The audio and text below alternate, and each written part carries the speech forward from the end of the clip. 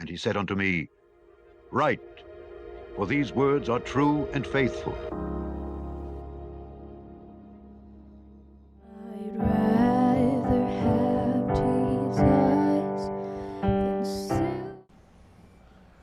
We are on day 61 of the King James Version of the Bible Family Bible Reading. We're going to read Exodus 24, Exodus 25, Job 34, Job 35, and 1 Corinthians 7. Go ahead, Pamela is going to read Exodus 24.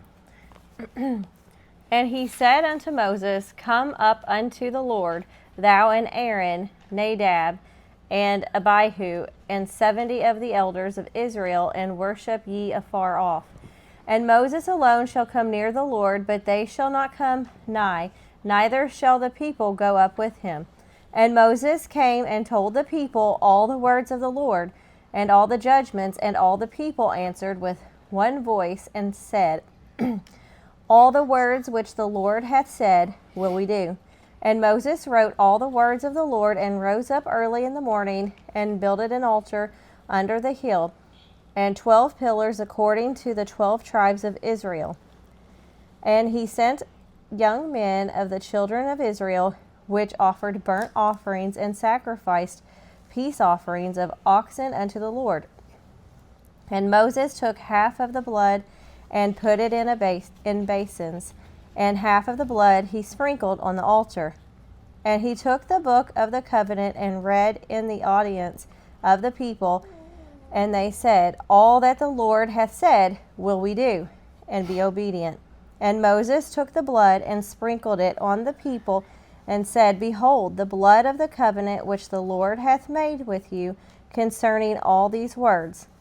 Then went up Moses and Aaron, Nadab, and Abihu, and 70 of the elders of Israel. And they saw the God of Israel, and there was under his feet, as it were a paved work of a sapphire stone, and as it were the body of heaven in his cleanness. Right? I can't see. And upon the nobles of the children of Israel he laid not his hand. Also they saw God, and did eat and drink. And the Lord said unto Moses, Come up to me into the mount, and be there, and I will give thee tables of stone, and a law, and commandments, which I have written, that thou mayest teach them. And Moses rose up, and his minister Joshua and Moses went up into the mount of God. And he said unto the elders, Tarry ye here for us, until we come again unto you. And behold, Aaron and Hur are with you. If any man have any matters to do, let him come unto them. And Moses went up into the mount, and a cloud covered the mount. And the glory of the Lord abode upon Mount Sinai, and the cloud covered it 6 days. And the 7th day he called unto Moses out of the midst of the cloud. And the sight of the glory of the Lord was like devouring fire on the top of the mount in the eyes of the children of Israel. And Moses went into the midst of the cloud, and gat him up into the mount, and Moses was in the mount 40 days and 40 nights. Good job. What is at the end of verse 9? What does your Bible say? Chapter 24, Israel? verse 9. It's two. No, at the end, verse 10, my bad. Clearness. Did I say something You said else? cleanness. Oh, I know. I'm having trouble seeing. Chapter 25. What are you waiting for, Callie? The microphone. Daddy, I'll tell you something. Okay. Let's go to you, and then Mom, and then me, and then Taylor, and then me, and Emma, and then Taylor, and then Callie. That's right. All right, Callie's turn. And the Lord spake unto Moses, saying, Speak unto the children of Israel, that they bring me an offering of every man that giveth it willingly. With his heart ye shall take my offering. And this is the offering which ye shall take of them, gold and silver and brass, and blue and purple and scarlet, and fine linen, and goat's hair, and ram's skins dyed red, and badgered skins, and shittim wood. Oil for the light, spices for anointing oil, and for sweet incense. Onyx stones and stones to be set in the ephod and in the breastplate. And let them make me a sanctuary, that I may dwell among them, according to all that I show thee, after the pattern of the tabernacle, and the pattern of all the instruments thereof, even so shall ye make it. And they shall make an ark of shittim wood, 2 cubits and a half shall be the length thereof, and 1 cubit and a half the breadth thereof, and 1 cubit and a half the height thereof. And thou shalt overlay it with pure gold, within and without shalt thou overlay it, and shalt make upon it a crown of gold round about. And thou shalt cast 4 rings of gold for it, and put them in the 4 corners thereof, and 2 rings shall be in the one side of it, and 2 rings in the other side of it. And thou shalt make staves of shittim wood, and overlay them with gold. And thou shalt put the staves into the rings by the side of the ark, that the ark may be borne with them. The staves shall be in the rings of the ark, they shall not be taken from it. And thou shalt put into the ark the testimony, which I shall give thee. And thou shalt make a mercy seat of pure gold, 2 cubits and a half shall be the length thereof, and 1 cubit and a half the breadth thereof. And thou shalt make 2 cherubims of gold, of beaten work shalt thou make them, in the 2 ends of the mercy seat. And make 1 cherub on the one end, and the other cherub on the other end. Even of the mercy seat shall ye make the cherubims on the 2 ends thereof. And the cherubim shall stretch forth their wings on high, covering the mercy seat with their wings, and their faces shall look one to another. Toward the mercy seat shall the faces of the cherubims be. And thou shalt put the mercy seat above upon the ark, and in the ark thou shalt put the testimony that I shall give thee. And there I will meet with thee, and I will commune with thee from above the mercy seat, from between the 2 cherubims which are upon the ark of the testimony of all things which I will give thee in commandment unto the children of Israel. Thou shalt also make a table of shittim wood, 2 cubits shall be the length thereof, and 1 cubit the breadth thereof, and 1 cubit and a half the height thereof. And thou shalt overlay it with pure gold, and make thereto a crown of gold round about. And thou shalt make unto it a border of an handbreadth round about, and thou shalt make a golden crown to the border thereof round about. And thou shalt make for it 4 rings of gold, and put the rings in the 4 corners that are on the 4 feet thereof. Over against the border shall the rings be 4 places of the staves to bear the table. And thou shalt make the staves of shittim wood, and overlay them with gold, that the table may be borne with them. And thou shalt make the dishes thereof, and spoons thereof, and covers thereof, and bowls thereof, to cover withal. Of pure gold shalt thou make them. And thou shalt set upon the table showbread before me alway. And thou shalt make a candlestick of pure gold, of beaten work shall the candlestick be made. His shaft and his branches, his bowls, his knops, and his flowers shall be of the same. And 6 branches shall come out of the sides of it, 3 branches of the candlestick out of the one side, and 3 branches of the candlestick out of the other side. 3 bowls made like unto almonds, with a knop and a flower in one branch, and 3 bowls made like almonds in the other branch, with a knop and a flower, so in the 6 branches that come out of the candlestick. And in the candlestick shall be 4 bowls made like unto almonds, with their knops and their flowers. And there shall be a knop under 2 branches of the same, and a knop under 2 branches of the same, and a knop under 2 branches of the same, according to the 6 branches that proceed out of the candlestick.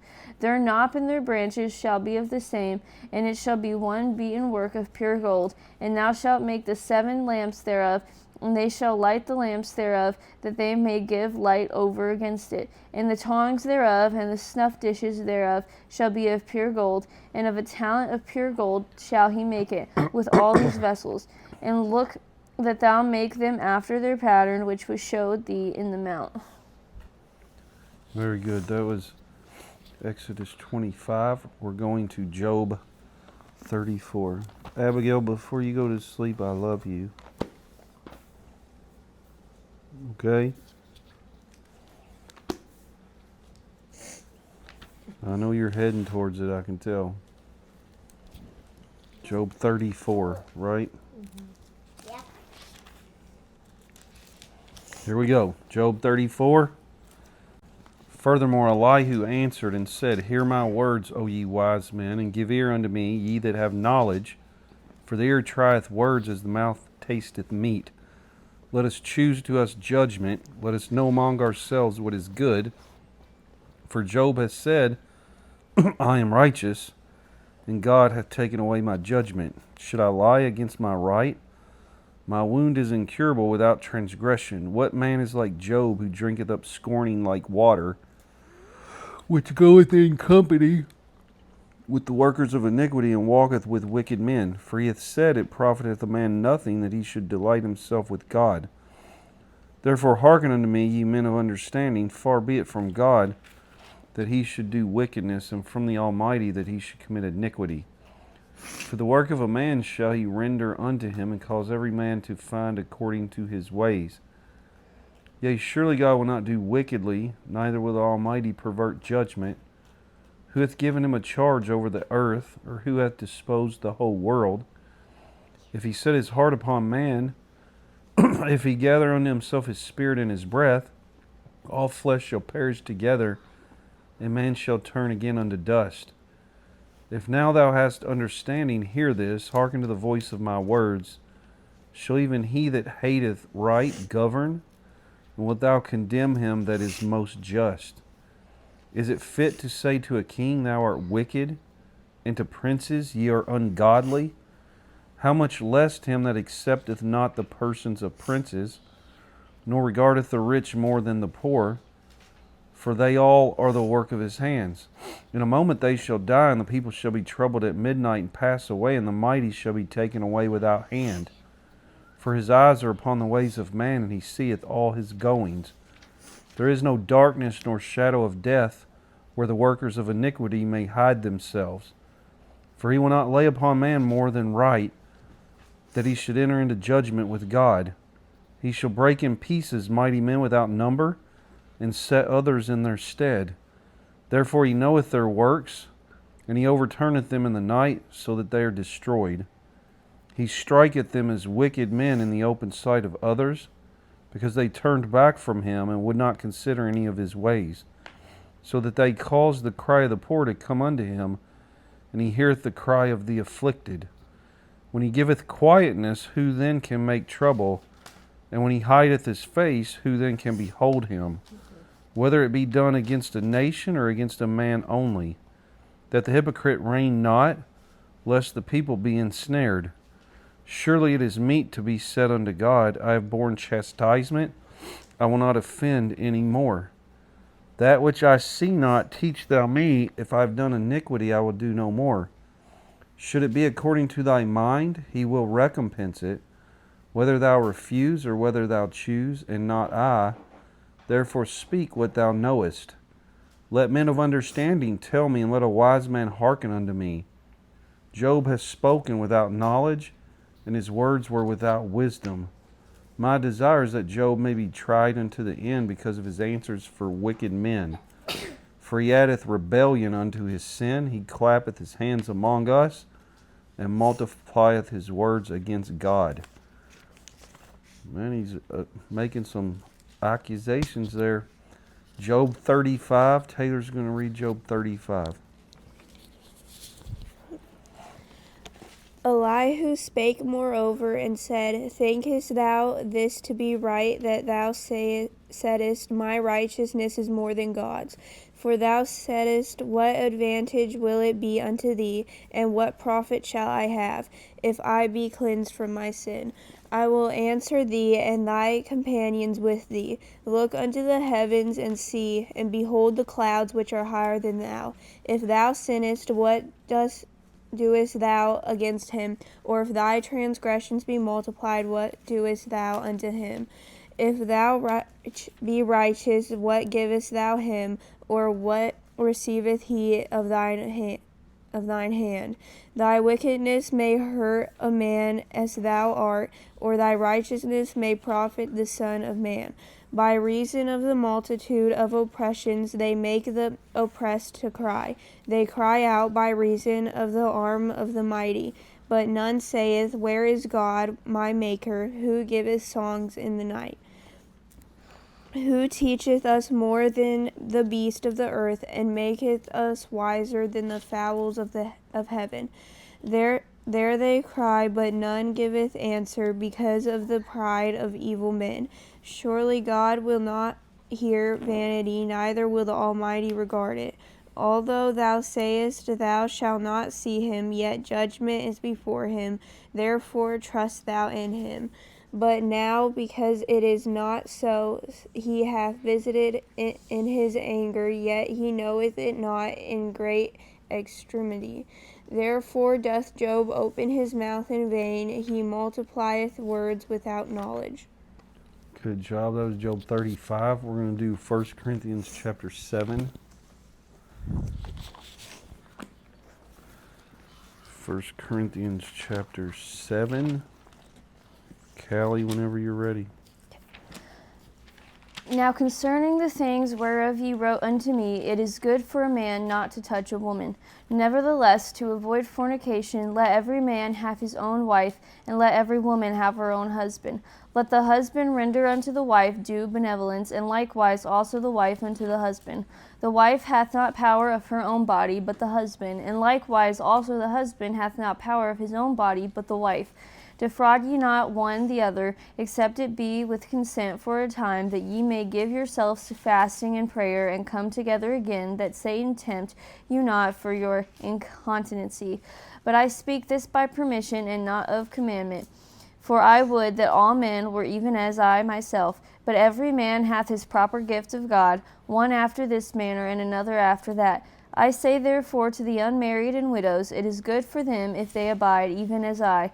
But if they cannot contain, let them marry, for it is better to marry than to burn.